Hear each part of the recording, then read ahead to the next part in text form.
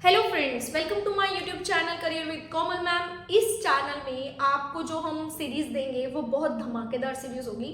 Class 12 के बाद कितने करियर ऑप्शन होते हैं पता है? कुछ 115 प्लस करियर ऑप्शन होते हैं। ठीक है, और बच्चों को उन बारे में अवेयरनेस नहीं है, बहुत ज़्यादा मेंटल स्ट्रेस में बच्चे रहते हैं। तो उस तरह की हम एक सीरीज़ लेकर आने वाले हैं। जितने ज़्यादा पॉसिबल नंबर ऑफ वेज होंगे कि हम बच्चों को बता सके क्या क्या ऑप्शन हो सकते हैं, वो सारे बताने की पूरी कोशिश करेंगे। तो अगर आप क्लास 12 में हैं या फिर क्लास 12 कर चुके हैं, 1 ईयर ड्रॉप करना चाहते हैं, तो आपके लिए ये वीडियो बिल्कुल परफेक्ट है। इवन आपके किसी रिलेटिव में भी है तो आप उनको भी शेयर कर सकते हैं। ठीक है, बेल आइकन जरूर क्लिक कर लेना ताकि आपको हर वीडियो का नोटिफिकेशन जरूर मिलता रहे।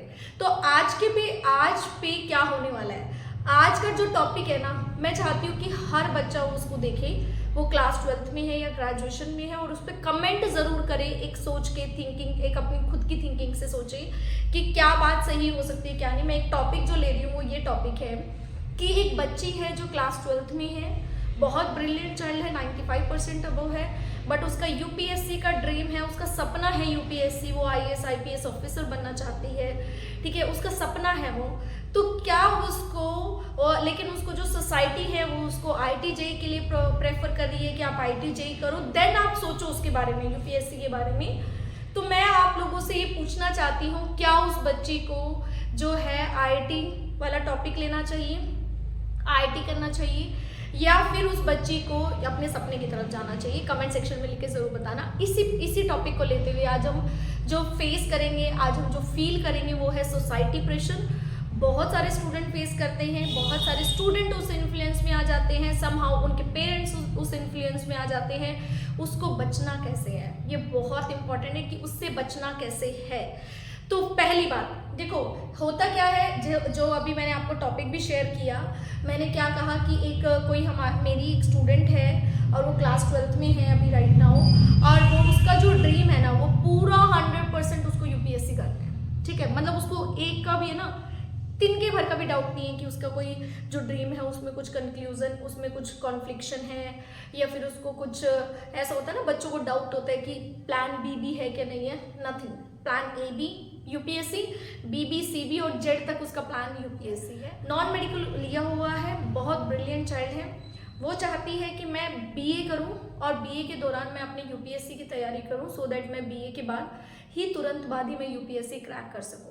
बट उसके जो एटमॉस्फेयर है, उसके आस पड़ोस वाले उसको कह रहे हैं, आस पड़ोस में सब आ गए, उसके रिलेटिव आ गए, उसके टीचर्स आ गए, all are sayings to her की यार तू है ना एक बार आईआईटी जेईई का पेपर दे दे, आईआईटी जेईई तुझे ज़रूर देना चाहिए, तुझे आईआईटी से तुझे बीटेक के लिए अप्लाई करना चाहिए। बीटेक एक प्रोफेशनल कोर्स है जो तेरा फ्यूचर सिक्योर कर सकता है। तो उसको ये सब बताया जा रहा है। अब वो बच्चा कंफ्यूज हो गया है। इवन जब वो बच्चा उसके पेरेंट्स से बात कर रहा है, उसके पेरेंट्स पता है क्या कह रहे हैं?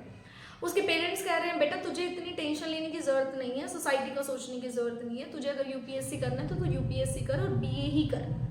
बहुत सारे लोगों के माइंड में ये मिथ है कि अगर हमने नॉन मेडिकल लिया है ना और अगर हम बीए कर लेंगे तो हमारी रेपो डाउन चली जाएगी। किस बेवकूफ़ ने ऐसा बोला है?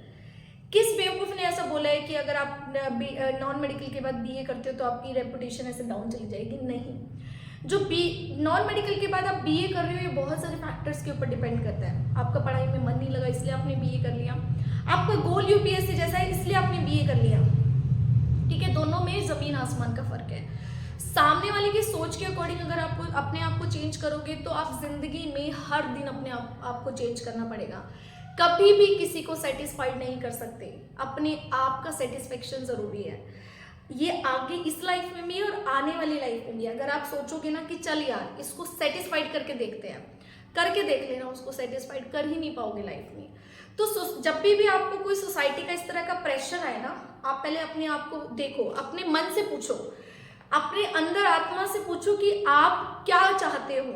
आप जो चाहते हो उसको मल्टीपल टाइम्स, जितने बार लोगों ने आपसे बोला है ना, उसके भी 2 गुना टाइम आप अपने आप से बोलो कि मुझे तो यही करना है, मुझे तो यही करना है, मुझे तो यही करना है। तो सोसाइटी में कोई भी ऐसा नहीं है कि जिसका प्रेशर आप झेल पाओगे। ये चीज़ ज़रूर अप्लाई करना है। दूसरा सॉल्यूशन, अगर आप इस तरह का जो प्रेशर फील कर रहे हो अपनी लाइफ में, अगर आपको लगता है आप अपने पेरेंट्स से उतना ओपनली हो, आप उतना उनसे फ्रेंकली बात कर सकते हो, तो ज़रूर उनके साथ अपना ओपिनियन शेयर करो, ठीक है। वो आपको आपकी ज़िंदगी में आपके पेरेंट्स से ऊपर कोई आपको एक अच्छा गाइड नहीं कर सकता, क्योंकि वो जो है निस्वार्थ भाव से आपके लिए गाइड करते हैं। वेरी नाइस वर्ड, निस्वार्थ, ठीक है। तो सबसे उनसे गाइड लो। पर ऐसे बहुत सारे पेरेंट्स होते हैं वो खुद ही सोसाइटी के प्रेशर में आ जाते हैं। तो एक बच्चे के पास बहुत सारे ऑप्शन होते हैं, कुछ उसके प्रोफेसर होते हैं, कुछ उसके फ्रेंड्स होते हैं, कुछ उसके फ्रेंड्स के भाई बहन होते हैं, उसके खुद के भाई बहन होते हैं। कोई आपको आसपास ज़रूर ऐसा मिलेगा जिससे आप अपनी बात शेयर कर सकते हो और अपने आप को थोड़ा रिलैक्स फील कर सकते हो। तो कोई भी सोसाइटी के प्रेशर में फील करने की कोई ज़रूरत नहीं है। अगर आप आर्ट्स लेना चाहते हो आर्ट्स लो, अगर आप कॉमर्स लेना चाहते हो कॉमर्स लो, अगर आप नॉन मेडिकल से ही कंटिन्यू करना चाहते हो तो नॉन मेडिकल से ही कंटिन्यू करो। अगर आपने 12th नॉन मेडिकल से किया है तो किसी दूसरे के चक्कर में अपना जो है सेटिस्फैक्शन लेवल, अपना करियर खराब करने की कोई ज़रूरत नहीं है। आप खुद सोचो, अगर वो बच्चा बीटेक करेगा, बीटेक में कितना लेबर लगता है, कितना टाइम लगता है, कितना टाइम डिवोट करना पड़ता है, क्या उस ड्यूरेशन में वो यूपीएससी कर पाएगा, यूपीएससी की तैयारी के लिए बुक्स खोल पाएगा? Answer is no. उसको पूरा बीटेक कंप्लीट करने के बाद ही यूपीएससी को दोबारा स्टार्ट करना होगा। इन ड्यूरेशन बीए उसके जो सब्जेक्ट है वो बिल्कुल यूपीएससी के सब्जेक्ट से मैच करेंगे, तो उसके लिए रास्ता और थोड़ा आसान हो जाएगा। तो ऐसे सोचो, अपने सोचने के लेवल को चेंज करो, तभी आप दूसरों के लेवल को चेंज कर पाओगे। जब आप अपनी सोच को दूसरों के अकॉर्डिंग इन्फ्लुएंस कर पाओगे, that means you are not on the right way. ये आज भी है और ये कल आने वाली जिंदगी में भी है। आप अपना रास्ता अगर खुद चुनना चाहते हो तो सबसे पहले अपने दिमाग को क्लियर करो कि आपको करना क्या है। जो आपके वर्ड्स हो ना, वही आपके दिमाग में होने चाहिए और वही आपके ड्यूएबल में होने चाहिए, वही आपको करना है।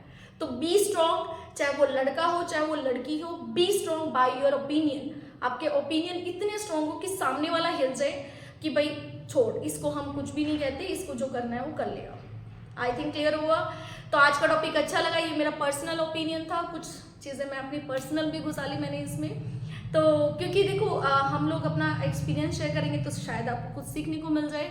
अभी कुछ दिनों बाद मैंने आपको बता दिया है हम 12th की सीरीज लेकर आने वाले हैं, बहुत इंटरेस्टिंग मज़ेदार होने वाली है। उसके बाद हम लाइव सेशन लेकर आने वाले हैं, शायद हम इस वेडनेसडे को एक लाइव सेशन ले आए। तो उस लाइव सेशन में एक live session proper digital marketing करेगा, जिसमें 12th क्लास का बच्चा है, ग्रेजुएशन का बच्चा है, सब कुछ करेंगे हम उसके लिए। एक टॉपिक हम किसी भी करियर ऑप्शन को लेके चूज करेंगे। को ऐसा भी हो सकता है कि हम किन्हीं स्टूडेंट्स के साथ भी लाइव सेशन करें, finger cross. So thank you so much for watching my video. Thank you.